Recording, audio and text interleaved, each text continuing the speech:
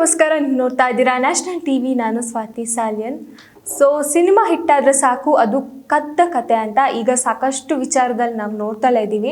ಯಾಕಂದರೆ ಆಲ್ರೆಡಿ ನಮ್ಗೆ ಗೊತ್ತಿರುತ್ತೆ, ಲವ್ ಮಾಕ್ಟೇಲ್ ಸಿನಿಮಾ ಹೇಗೆ ಒಂದು ವಿವಾದಕ್ಕೆ ಚರ್ಚೆ ಆಯಿತು, ಕದ್ದಿರೋ ಕತೆ, ಕದ್ದಿರೋ ಸ್ಟೋರಿ ಅಂದ್ಕೊಂಡು. ಅದೇ ರೀತಿ ಈಗ ದುರಂಧರ್ಗೆ ಕೂಡ ಆ ಒಂದು ಸಂಕಷ್ಟ ಬಂದಿರುವಂಥದ್ದು.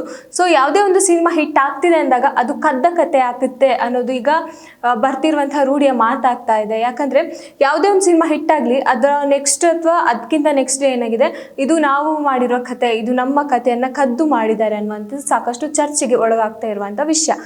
ಕದ್ದಿರೋ ಕತೆ ಅಂದರೆ ಕತೆ ಕದಿಯೋದು ಈಗ ಒಂದು ವಸ್ತುವನ್ನು ಕದ್ದಷ್ಟೇ ಸುಲಭ ಅನ್ನೋ ಮಾತಿಗೆ ಬಂದಿದೆ. ಯಾರೇ ಒಬ್ರು ಕಥೆಯನ್ನು ಮಾಡಿದ್ರು ಕೂಡ ಅವರ ಕತೆಗೆ ಸ್ವಲ್ಪ ಈ ಕತೆ ಹೊಂದುತ್ತೆ ಅಂತ ಆದರೆ ಅದು ಕದ್ದಿರೋ ಕತೆ ಅಂತ ಆರೋಪವನ್ನು ಮಾಡ್ತಾರೆ. ಹೈಕೋರ್ಟ್ ಅಥವಾ ಎಲ್ಲೋ ಕೋರ್ಟ್ಗೆ ಹೋಗೊಂಡು ವಾದಗಳನ್ನು ಮಾಡ್ತಾರೆ, ಕೇಸ್ ಹಾಕ್ತಾರೆ, ಅರ್ಜಿಯನ್ನು ಸಲ್ಲಿಸ್ತಾರೆ. ಈ ಥರ ವಿಚಾರಗಳು ಸಾಕಷ್ಟು ನಡೀತಲೇ ಇದೆ. ನನಗನ್ಸೋ ಪ್ರಕಾರ ಕಥೆಯನ್ನು ಕದ್ದಿರೋದಾದರೆ ಆ ಕಥೆಯ ಎಲ್ಲ ರೀತಿಯಲ್ಲಾಗಿರ್ಬೋದು, ಆ ಸ್ಟೋರಿ ಆಗಿರ್ಬೋದು, ಸ್ಕ್ರೀನ್ ಪ್ಲೇ ಆಗಿರ್ಬೋದು, ಅದು ವ್ಯಕ್ತಿಗಳ ಪರಿಚಯ ಆಗಿರ್ಬೋದು, ಪಾತ್ರಗಳಾಗಿರ್ಬೋದು, ಇದೆಲ್ಲ ಒಂದೇ ರೀತಿ ಇದ್ದರೆ ಅಂದರೆ ದಿಟ್ಟು ಈ ಕತೆ ಸರಿಯಾಗಿ ಹಂಗೆ ಹೋಲುತ್ತೆ, ಒಂದು ಪದದಲ್ಲೂ ಆಗಿರ್ಬೋದು, ಒಂದು ಅಡಿವತ್ತಲ್ಲೂ ಮಿಸ್ಟೇಕ್ ಇಲ್ಲ, ಆ ರೀತಿಯಲ್ಲಿ ಕತೆ ಇದ್ದರೆ ಓಕೆ, ಒಪ್ಕೋಬೋದು ಕಥೆಯನ್ನು ಕದ್ದಿದ್ದಾರೆ ಅನ್ನುವಂಥದ್ದು ಅಥವಾ ಒಂದು ಸ್ಟೋರಿಯನ್ನು ಕದ್ದಿದ್ದಾರೆ ಅನ್ನುವಂಥದ್ದು. ಬಟ್ ಕತೆಗೆ ಎಲ್ಲೋ ಒಂದು ಕಡೆ ಅದು ಸಿಂಕ್ ಆಗುತ್ತೆ ಅಂದಾಗ ಅದು ಕದ್ದಿರೋ ಕತೆ ಹೇಗಾಗುತ್ತೆ? ಈಗ ಕೋರ್ಟ್ ಸೀನ್ ಇದೆ, ಅದು ನಮ್ಮ ಕಥೆಯಲ್ಲೂ ಇದೆ ಅಂತ ಅಂದ್ರೆ ಮಾತಕ್ಕೆ ಯಾವ ಸಿನಿಮಾದಲ್ಲೂ ಕೋರ್ಟ್ ಸೀನ್ ಇರಬಾರ್ದಾ, ಅಥವಾ ಯಾವ ಸಿನಿಮಾದಲ್ಲೂ ಲವ್ ಸ್ಟೋರಿಯೇ ಇರಬಾರ್ದಾ? ಈಗ ನಮ್ಮ ಕಥೆಯಲ್ಲಿ ಲವ್ ಸ್ಟೋರಿ ಇದೆ, ಇವರ ಕಥೆಯಲ್ಲೂ ಲವ್ ಸ್ಟೋರಿ ಇದೆ, ಇದು ನಮ್ಮ ಕತೆ. ಹುಡುಗ ಹುಡುಗಿ ಮೀಟ್ ಆಗ್ತಾರೆ, ಮಾತಾಡ್ತಾರೆ, ಜಗಳ ಆಗುತ್ತೆ. ನಮ್ಮ ಕಥೆಯಲ್ಲೂ ಹಾಗೆ ಇದೆ ಅಂತ ಮಾತಕ್ಕೆ ಎಲ್ಲೂ ಕೂಡ ಒಂದು ಹುಡುಗ ಹುಡುಗಿ ಮೀಟ್ ಆಗಿ ಜಗಳ ಮಾಡೋದೇ ಇಲ್ವಾ?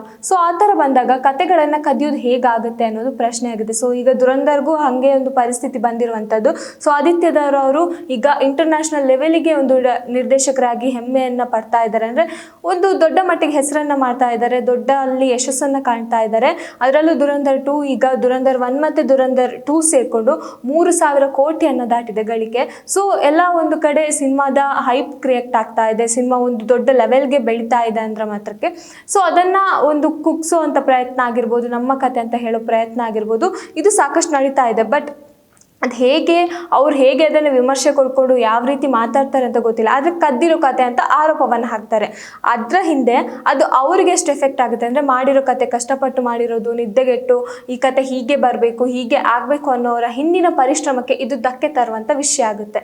ನಾನು ಗಮನಿಸ್ದಂಗೆ ಕೂಡ ಅಷ್ಟೇ ಸಾಕಷ್ಟು ಒಂದು ವಿಚಾರದಲ್ಲೂ ಹಾಗೆ ಆಗ್ತಾ ಇದೆ. ಇನ್ನು ಅದು ಬದಿಗಿಟ್ಟರು ಕೂಡ ಅಷ್ಟೇ, ಈಗ ಸೆನ್ಸರ್ ಸಮಸ್ಯೆ ಅದೆಲ್ಲ ಕಾಮನ್ ಆಗಿ ಹೋಗಿದೆ. ಅದು ಎಲ್ಲ ಸಿನಿಮಾಗಳಿಗೂ ಸೆನ್ಸರ್ ಸಮಸ್ಯೆ ಅನ್ನೋದು ಕಾಡ್ತಾ ಇರುವಂಥದ್ದು. ಅದು ಬಿಟ್ಟು ಕೆಲವೊಂದು ವೆಬ್ಸೈಟ್ಗಳಲ್ಲಿ, ಕೆಲವೊಂದು ವೆಬ್ಸ್ಗಳಲ್ಲಿ ಆಗಿರ್ಬೋದು ಈ ಕತೆಗಳು ಲೀಕ್ ಆಗೋದು, ಅಂದರೆ ಸೆನ್ಸರ್ ಆಗದೇ ಕತೆಗಳು ಲೀಕ್ ಆಗ್ತಾ ಇದೆ, ಸ್ಟೋರಿಗಳು ರಿವೀಲ್ ಆಗ್ತಾ ಇದೆ ಅನ್ನುವಂಥದ್ದು ಇನ್ನೊಂದು.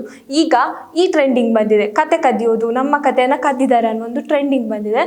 ಈಗ ಸಂತೋಷ್ ಕುಮಾರ್ ಅನ್ನುವರು, ನಮ್ಮ ಕರ್ನಾಟಕದವರಾದಂತಹ ಸಂತೋಷ್ ಕುಮಾರ್ ಅನ್ನುವರು ದುರಂಧರ್ ಕತೆಗೆ ಇದು ನನ್ನ ಕತೆ, ಈ ಕತೆಗೆ ನಾನು ರಿಜಿಸ್ಟರ್ ಕೂಡ ಮಾಡಿಸ್ಕೊಂಡಿದ್ದೀನಿ, ರಿಜಿಸ್ಟರ್ ಕೂಡ ಆಗಿದೆ ಈ ಕತೆಗೆ, ಆ ಕತೆಯನ್ನು ಕದ್ದಿದ್ದಾರೆ ಆದಿತ್ಯ ದಾರ್ ಅವರು ಅನ್ನೋ ಒಂದು ಮಾತನ್ನು ಕೂಡ ಹೇಳಿದ್ದಾರೆ. ಕರ್ನಾಟಕದ ಹೈಕೋರ್ಟ್ಗೆ ಹೋಗಿ ಅರ್ಜಿಯನ್ನು ಸಲ್ಲಿಸ್ತಾರೆ. ಅದರ ವಿರುದ್ಧವಾಗಿ ಇವರು ಆದಿತ್ಯದವರು ಕೂಡ ಅಷ್ಟೇ ಸಂತೋಷ್ ಕುಮಾರ್ ಅವರ ವಿರುದ್ಧವಾಗಿ ಒಂದು ಅರ್ಜಿಯನ್ನು ಸಲ್ಲಿಸ್ತಾರೆ. ಇದನ್ನು ಈಗ ಹೈಕೋರ್ಟ್ ನಿರಾಕರಿಸಿದೆ.